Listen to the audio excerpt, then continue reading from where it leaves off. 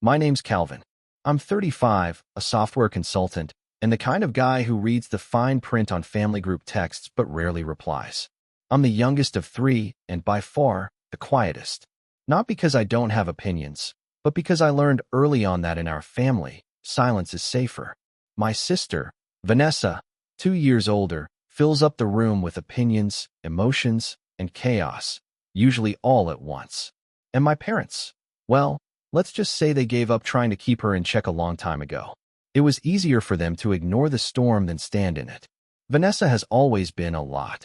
Loud, impulsive, self-centered in a way that almost seemed like a performance. Growing up, she'd throw fits if her birthday cake wasn't the exact shade of purple she wanted, if the spotlight shifted to anyone else for even a second. And it worked. Our parents tiptoed around her like she was a ticking bomb. Meanwhile, I got good at disappearing. I got my first job at 15, saved my allowance, kept my grades up, and stayed out of trouble. That was the role carved out for me. The responsible one, the low-maintenance child. But here's the thing about being low maintenance. People start thinking they can take advantage of that. Like you're a piece of furniture. Reliable, quiet, never needing much attention or care. Vanessa got pregnant at 19 and married at 20. The guy bailed before the baby turned 2. That's how Leo, my nephew, came into the picture. I've always tried to be a good uncle. I'd bring him Lego sets on his birthday, take him to the zoo, help out when Vanessa needed an extra hand. She loved to say, "Leo looks up to you." And I believed it, until recently. Vanessa's always been bad with money. I mean comically bad. Credit cards maxed out. Overdraft fees she blamed on predatory banking. And a deep, unwavering faith that the universe owed her nice things. She'd cry about being overwhelmed with single motherhood one minute, and then post Instagram stories of champagne brunches and salon visits the next. Still, she was family, and for a long time, I figured she'd eventually grow out of the chaos. Spoiler, she didn't. A few years ago, I landed a big contract and finally started making real money. I don't mean by a lumbo money, but definitely don't think twice about ordering appetizers money. I kept it mostly quiet, though. Just upgraded my apartment, traveled a little, paid off some debts. I never bragged. Vanessa found out anyway. That's when the subtle shift started. She began joking that I was the rich one now. Jokes like, "Oh, let Calvin pay, he's swimming in it." Or, "You better not forget your favorite nephew when you hit billionaire status." Always said with a laugh, always in public, but always with a little too much weight behind the words. Still, it wasn't until Leo turned 16 that things took a turn I didn't see coming. I'd given Leo one of my old iPhones a year earlier, a spare, unlocked, perfectly good phone I'd wiped clean before handing it over. I even offered to pay for a few months of his phone plan, just to help them out. Harmless, right? Apparently not. Unbeknownst to me, Leo still had access to my Apple Pay. My card was still linked somehow, probably from a time I helped him download an app or ordered them dinner while babysitting. I should have double-checked. That part's on me. What's not on me is what they did with it. It started small. A few odd charges I didn't immediately notice. $9.99 here, $12.49 there. I assumed they were subscriptions I'd forgotten to cancel. We've all been there. But then came the first red flag, a $640 charge at a store I didn't recognize. I blinked at the statement, confused. Did I buy something for my home office? A new monitor? A printer? But I hadn't ordered anything in weeks. Then came the drone. Literally. An $899 charge at a tech store. I called the bank. They walked me through the recent purchases. Designer clothes, gadgets, accessories. The kind of stuff I don't buy for myself, let alone anyone else. The total? $31,700. $31,700. Gone. My heart thudded against my ribs. I checked the delivery addresses on the charges. Sure enough, most of them were shipped to Vanessa's place. That's when it hit me, Leo. I didn't want to believe it at first. Maybe it was a mistake. Maybe someone hacked his phone. Maybe someone else used his Apple ID. But before I could spiral too far down the denial hole, I saw a post on Leo's Instagram. A selfie, full mirror, dripped out in Gucci and Nike. The caption? "Don't worry, Uncle's card pays for everything." I stared at my screen for a solid minute. My throat went dry. It was a joke, right? Please be a joke. I refreshed the post. It was still there. Hundreds of likes. Comments filled with laughing emojis and "W bro" from his friends. I felt like someone had poured ice water down my spine. I took screenshots. My hands were actually shaking. I called Vanessa. She didn't answer. I texted, "Hey, I need to talk to you. Urgent." Nothing. An hour later, she finally called back. Her voice was casual, chipper even. "What's up, Cal?" "Vanessa," I said, trying to keep my voice steady. "I need to ask you something. Did Leo use my card to buy all this stuff? Over 30 grand is missing from my account." There was a pause, just long enough to confirm everything. Then she sighed. "Oh, come on. It's not that deep, Cal. He's just a kid. Not that deep." I sat there in stunned silence. "You think $30,000 is not that deep?" I said slowly. "I mean, he didn't know any better. And honestly, you make good money. I figured you wouldn't even notice. He just got excited, you know? He's 16. He wants to impress his friends. Don't be such a hard A** about it." I'm not being. I stopped myself. "Vanessa, he stole from me. It's family, Calvin," she said, her voice sharper now.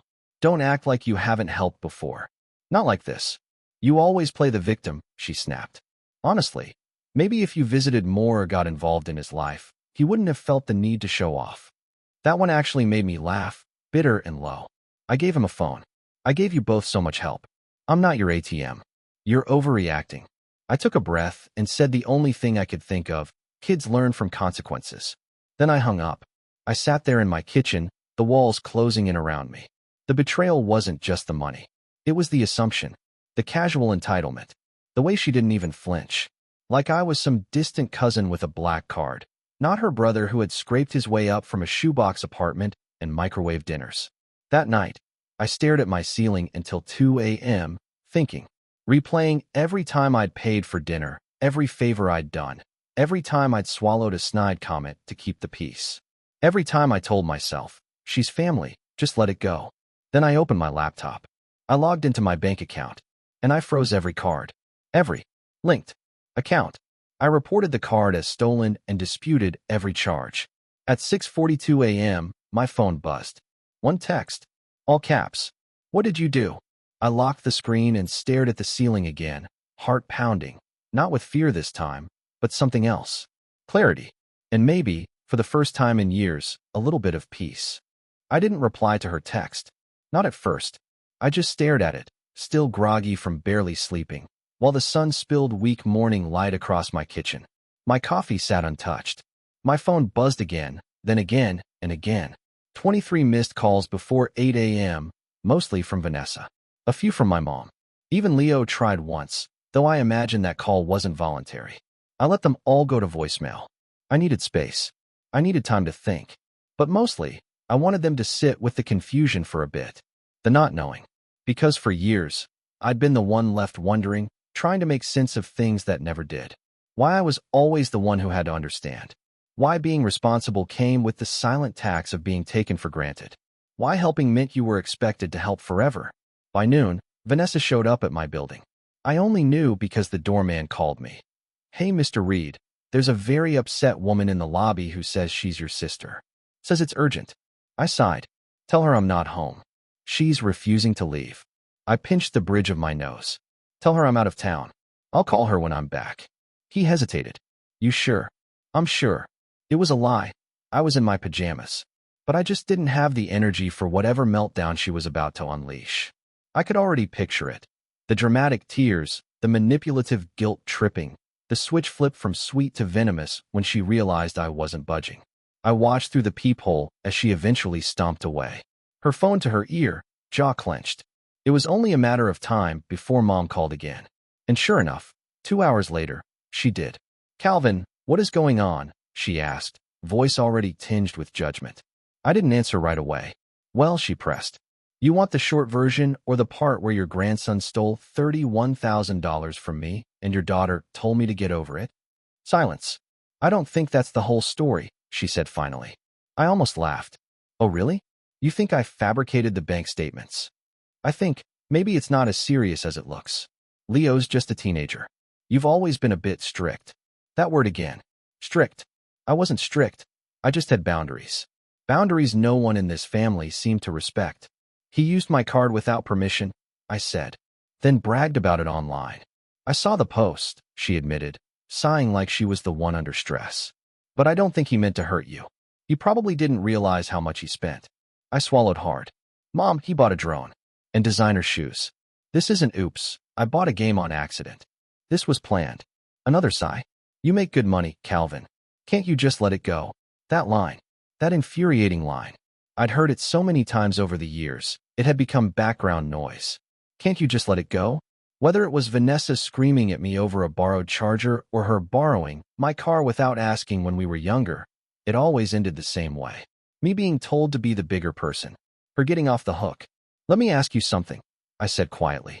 If I'd stolen $30,000 from Vanessa, what would you be saying right now? She didn't answer. That's what I thought. I hung up. That week, I didn't hear from Vanessa again. Not directly, but the subtweet started. Passive-aggressive posts on Facebook. Screenshots sent to me by an old high school friend who still followed her. It's crazy how money changes people. Some family members would rather ruin a kid's future than forgive a mistake. Guess that's what happens when you forget what love is. Some people think they're saints just because they have money. You're not better than the rest of us. You're just bitter. And my personal favorite. I hope you enjoy your perfect little life, Calvin. Don't come crying to me when karma circles back. Karma? For freezing my card after being robbed? It would have been laughable if it didn't sting so much. Because it wasn't just about the money anymore. It was about how fast they turned on me. How easily my silence and generosity had been twisted into coldness. How they'd rewritten the narrative so that I was the villain and Leo was some poor misunderstood child. The only person who didn't say anything was my dad. That made sense. He'd never liked conflict. He was the kind of man who disappeared into a sports game when the family argued and magically reappeared once the shouting stopped. He didn't call, didn't text, just vanished into his usual fog of avoidance. But someone else did call. My Aunt Laura. She was my mom's sister, the black sheep, who lived out in Oregon and only visited every few years. But she and I had always gotten along. She was sharp, quiet like me, saw through things most people ignored. She called me late one night. I heard about what happened, she said. I was surprised. How? Vanessa posted a rant on Instagram Live. Tagged half the family. Called you a sociopath. I groaned. She's always been like this, Laura said. Even as a kid. You know she tried to blame me for breaking a window when she was 10. I believe it. There was a pause. She doesn't get to play the victim forever, she said softly. You did the right thing. I wanted to thank her. I really did. But something about her tone gave me pause. That's not all, is it? She hesitated. I probably shouldn't say anything. But, just keep an eye on your credit. That made my stomach drop. What do you mean? I mean, Vanessa's been asking questions. About credit limits. How to open new cards. I overheard her talking to your mom about it a few weeks ago. She said something like, if Calvin can live without a few $1,000s, he won't miss a little more. I sat there in stunned silence. She wouldn't, I started. But I didn't finish the sentence. Because deep down, I already knew. Vanessa had all my info. My full name, address, birthday. We'd grown up in the same house. She could probably guess the answers to my security questions without trying. I ended the call and immediately opened a credit report site. 3 new inquiries. 1 approved account. A credit card I didn't recognize, opened under my name. $5,000 balance. Maxed. I froze. My heart raced as I clicked through the details. It had been open for just over 3 weeks. Enough time to rack up charges, make the minimum payment, and stay off my radar. I felt cold all over. This wasn't a mistake. This wasn't Leo screwing around with a phone. This was identity theft. Planned. Calculated. By my own sister. I filed a report. Froze my credit.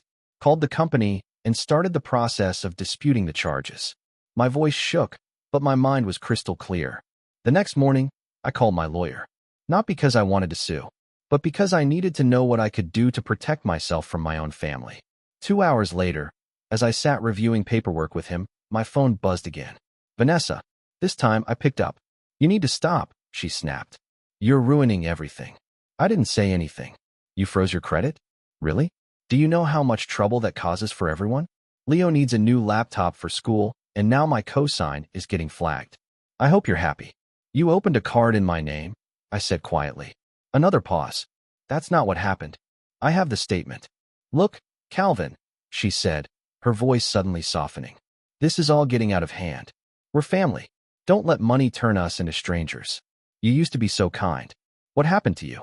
That line hit me in a way I didn't expect. Because for a second, I almost believed it. What had happened to me? Then I realized, nothing. I hadn't changed. I just finally stopped letting them treat me like a doormat. And that made them uncomfortable. I'm done, I said. You don't get to play innocent anymore. You're going to regret this, she hissed. You think you're above us just because you've got money and a condo with a doorman? You'll be alone, Calvin. Just wait. I hung up. And for the first time since this whole nightmare started, I felt something close to calm. But deep down, I knew this wasn't over. Because people like Vanessa don't stop. Not until they're forced to. And I was just getting started. For a few days after that call, I felt hollow. Not angry. Not vengeful. Just emptied out. It's a strange thing, realizing your own sister would rather sabotage you than admit she was wrong. That the person you used to protect, stood up for, babysat, defended to your parents, would casually commit identity theft like it was nothing more than a white lie. That your own mother would defend her. That no one except your distant aunt thought you were the victim here. I stayed off social media. Ignored every text that came through. Even the few tentative ones from extended family members. Just checking in. Or, maybe you two should talk. I didn't want to talk. I didn't want to explain why I wasn't over it. I wasn't looking for reconciliation. I was trying to survive the emotional collapse of everything I thought I understood about my own family. I went to work like nothing was wrong. Consulted on meetings. Fixed bugs. Hit deadlines. But inside, I was running on fumes. It was hard to focus when your credit's compromised, your bank account's battered, and your name's being dragged through digital mud by your own flesh and blood. One night, about 2 weeks after everything blew up, I found myself standing in the middle of my living room at 2 a.m., staring out at the city lights. I hadn't eaten dinner. I hadn't spoken to anyone in 3 days. The air was still. My phone was face down on the counter. And for the first time in a long time, I felt genuinely alone. Not the good kind of alone. Not solitude. The bad kind. The no one would even notice if I disappeared for a while kind. That night, I opened a notebook I hadn't touched in years. Back when I was still dreaming of starting my own app, I'd used it to sketch ideas, map out business models, jot random inspiration. Now it was dusty, tucked away on a shelf behind tax folders and manuals for appliances I didn't own anymore. I flipped it open. Page 1. What problem are you solving? I stared at that sentence for a long time. Because in that moment, the biggest problem in my life wasn't technical. It wasn't financial. It was personal. I had no boundaries. I had no spine when it came to family. And I'd let that fester for years because I thought love meant tolerance. Because I thought family was worth protecting, no matter how much they chipped away at you. But love without respect is just manipulation with nice packaging. That was the first thing I wrote under the question. The next morning, I called my bank again, just to confirm every dispute was still in progress. Then I made appointments with 3 different financial advisors. Not because I wanted revenge, but because I wanted clarity. I needed to know where I stood, how to protect myself, how to rebuild what I'd lost, how to make sure this never happened again. One advisor, a woman named Lila, stood out from the rest. She was sharp, didn't mince words. After I laid out the situation, she leaned forward and said, "Here's what you do. You treat your finances the same way you treat your passwords. Compartmentalize. Diversify. And never, never leave your back door open for someone just because you share DNA." That stuck with me. I started moving money. I set up a trust. I created an LLC for my freelance contracts. I encrypted everything. I finally stopped using that ancient Yahoo email I'd had since college, the one Vanessa definitely had access to. I rebuilt my life digitally and financially like I was hardening a network against cyber attacks. Because in a way, that's exactly what this was. Only the attack came from someone I'd once held as a baby. It wasn't glamorous. It wasn't exciting. It was days of calls, paperwork, scans, passwords, and cold realizations. It was waking up to fraud alerts and learning to read terms and conditions like my life depended on it. But with each step, I felt a little more in control. And somewhere in that silence, I found something unexpected. Pride. Not ego. Not arrogance. But the kind of pride that comes from knowing you're finally doing right by yourself.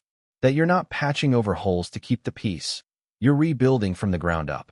That you're allowed to say no, even to people you love. Especially to people you love. One morning, I got a call from Leo. I almost didn't answer. but something in me hesitated. Hello. Hey. His voice was quiet. Nervous. Hi, Leo. I wanted to say sorry. There was a long pause. Okay, I said. Go on. I didn't mean to mess everything up. I thought it was funny at first. Like, just a joke. Then Mom said it was fine and, I don't know. It got out of hand. I waited. I know you're mad. I'm not mad, I said. I'm disappointed. He winced audibly on the other end. That's worse. It is. Another pause. Are you going to press charges? I sighed. I'm not sure yet. He was silent. I don't want to hurt you, Leo. But you hurt me. And you need to understand that actions have consequences. Yeah. If I hadn't caught it in time, this could have ruined my credit. My job. My life. I know. We sat in silence again. Then he said, Mom said you're cutting us off. That you're never going to talk to us again. That depends on your mom. She's been really mad. I know. He cleared his throat. I miss when we used to hang out.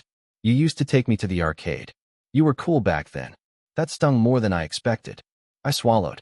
Leo, I still care about you. But I'm not your bank. I'm not your safety net. I'm your uncle. And I deserve respect. Okay. I'm glad you called. Yeah. Me too. Then he hung up. I didn't know how to feel after that. Hopeful? Maybe. Sad? Definitely. But I also knew something had shifted. Not just in Leo. In me. Because for the first time, I wasn't twisting myself into knots trying to fix things. I wasn't rushing to smooth it over, to make everyone comfortable. I was letting the discomfort breathe, letting them feel the weight of their choices. And in that space, something else happened. I started dreaming again. I went back to that notebook every night.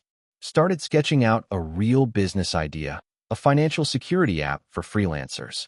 Something simple, smart, automatic.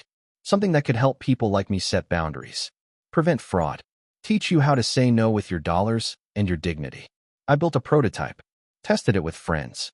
It was clunky, bare bones, but it worked. It felt like me.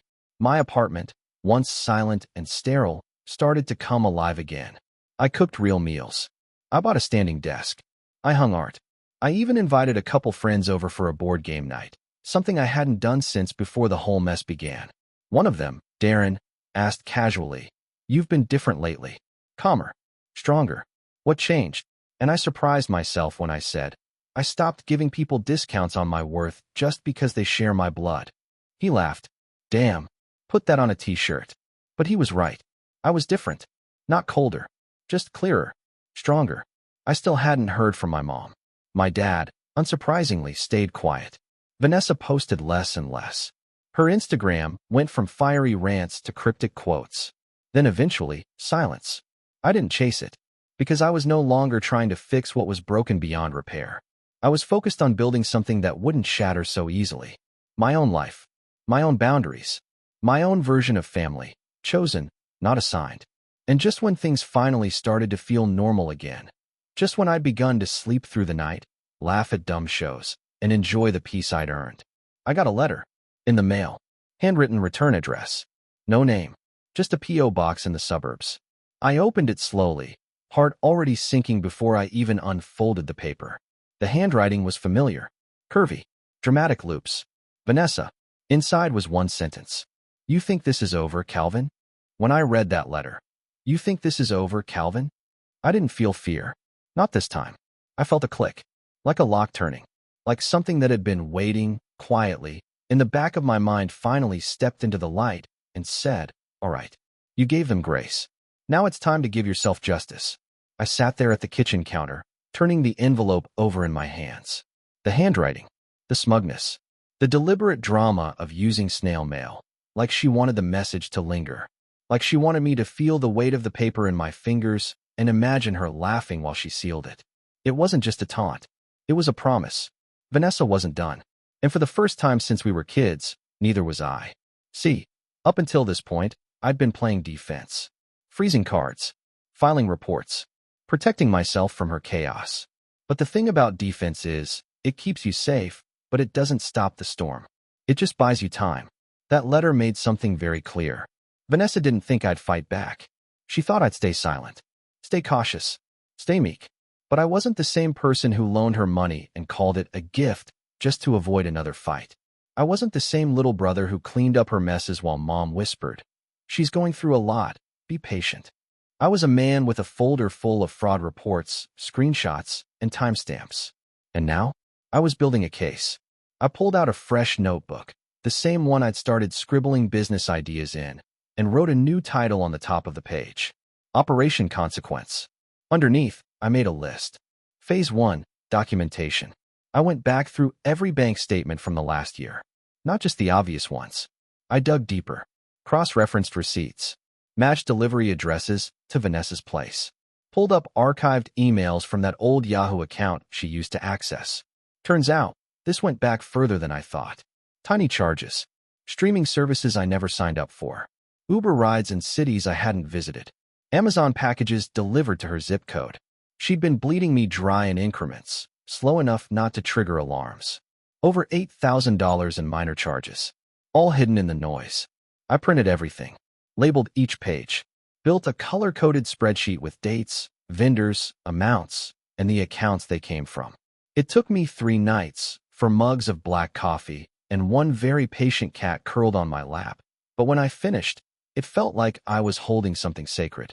Truth. Undeniable, documented truth. Phase 2, Leverage. I called my lawyer again. His name's Malcolm. Mid-50s, silver hair, voice like gravel. He'd helped me once before when a past client tried to stiff me on a consulting contract. Back then, he said something that stuck with me. People assume silence means weakness. What they forget is, silence is also strategy. I told him everything. Walked him through the fraud, the credit theft, the manipulation. He didn't interrupt. Just nodded, occasionally jotting notes in his leather pad folio. When I finished, he leaned back and said, "You want to press charges?" I hesitated. I want her to understand I'm not her punching bag.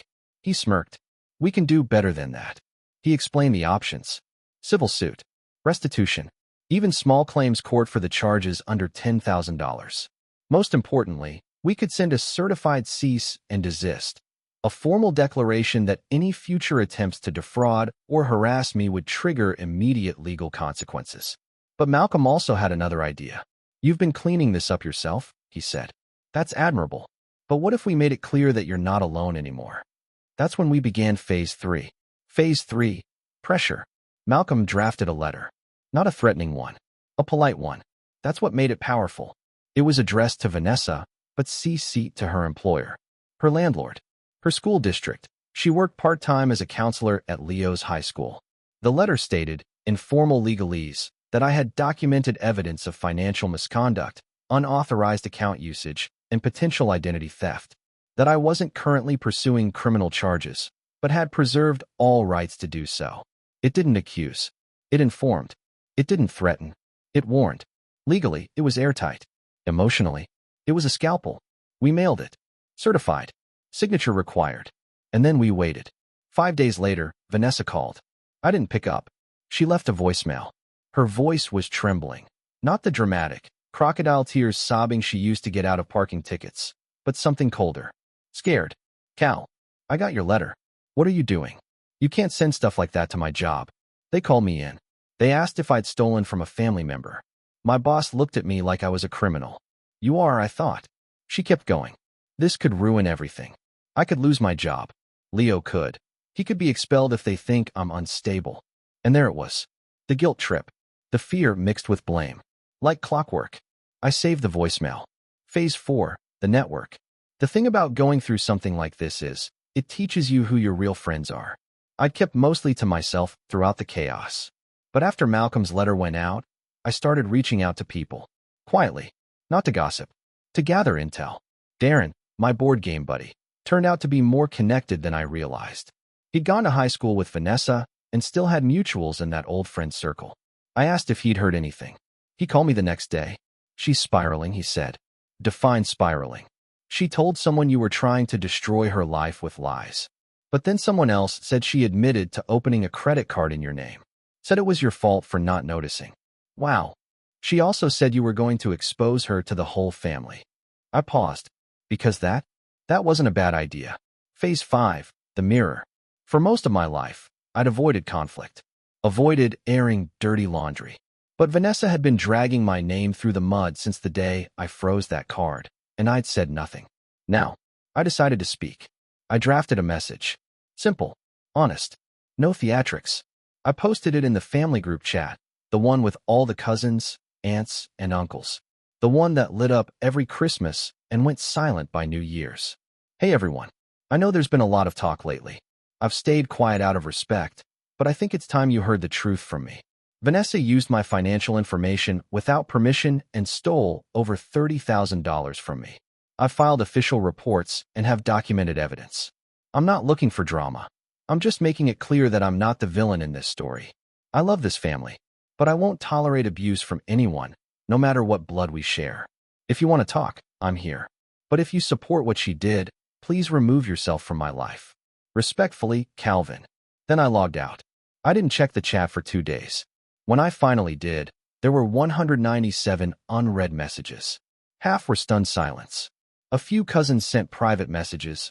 I had no idea. That's insane. You handled that better than I ever could. One aunt messaged me a long apology for enabling Vanessa's behavior for years. And one name was missing entirely. Vanessa. She hadn't replied. She hadn't said a word. But Leo did. He sent me a voice memo. Hey, I read what you said. I believe you. I'm sorry. That was it. Simple. Unscripted. It meant more than I expected. And that's when I knew it was time for the final stage. Phase 6, the lockdown. With Malcolm's help, I filed the final fraud claims. We pushed for full reimbursement of the credit card damage. I installed identity protection services, locked my credit files with all 3 bureaus. I even upgraded my apartment's security system, just in case. Then I made one last change. I updated my will. It was something I'd always put off, thinking, I'm still young, I'll do it later. But now I was building something. My freelance business was growing. My app prototype was gaining traction. I was rebuilding a life I could be proud of. And I wasn't about to leave it vulnerable to people who'd already proven they'd take anything not bolted down. Vanessa was officially removed from any legal claim to my estate. If anything happened to me, Leo, and only Leo, would be given a small educational trust. But only after he turned 25. Only if he stayed clean. The rest? Donated to an organization that helps victims of financial abuse. I slept better that night than I had in months. But just as I was settling into this new life, new boundaries, new clarity, new spine, I got a knock at the door. Not a package, not a neighbor, not the building manager. Vanessa. No warning, no appointment, no rage. She stood there on my doorstep, wearing sunglasses, lips pressed in a thin line, holding a large envelope. She handed it to me without a word, then turned and walked away.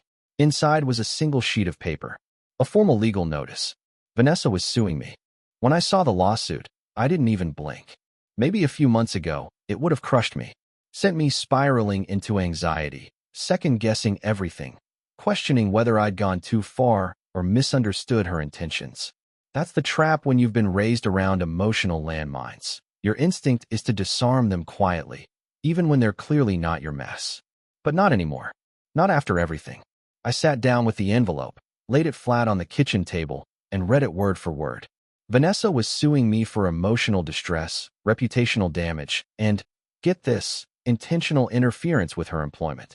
Her claim was that by attacking her character and sending misleading documents to her employer, I'd jeopardized her job and future. There were even statements attached, mostly from friends of hers or vague screenshots that lacked context, trying to paint me as unstable, vindictive, and controlling. It was bold. I'll give her that. But it was also reckless. Because I had receipts. Real ones. And I wasn't going to let her rewrite the story one more time. I called Malcolm the next morning. I didn't even have to explain. She actually filed it? He asked, amused. Wow. She really is committed to the performance. I want to counter. You want to escalate? I want to finish it. He paused for a second, then said, Okay, let's play chess. The legal war begins. We filed a formal response, complete with a motion to dismiss. We attached every piece of documented evidence I'd gathered, the unauthorized charges, the fraud reports, the identity theft filings, the credit card statements, and, most importantly, the screenshots of Leo's Instagram post and Vanessa's own voicemail where she admitted to some of the behavior she was now denying. But we didn't stop there. We filed a counterclaim for damages, financial fraud, emotional distress, identity theft, Loss of income due to the time and resources I'd had to dedicate to cleaning up the financial mess she created. The figure Malcolm proposed was conservative, $75,000. Enough to be serious. Enough to force her hand. But not so high it seemed vindictive. We didn't want blood. We wanted truth. I expected Vanessa to fold after that. But I underestimated just how deep her delusions went. She doubled down. Started posting cryptic stories again, Bible quotes about betrayal, pictures of Leo looking sad, captions like, "Family doesn't sue family. Monsters do." She even posted a photo of a courthouse with the caption, "See you soon, liar." But something was shifting. The likes on her posts dropped. The comments turned skeptical. Some people started asking questions. One cousin even commented, "Didn't you say a few months ago that Calvin wouldn't notice if a few thousand disappeared? Seems like he did." That post vanished quickly. The deposition. When the day came for her deposition, Malcolm and I sat across from her and her attorney in a stiff conference room downtown.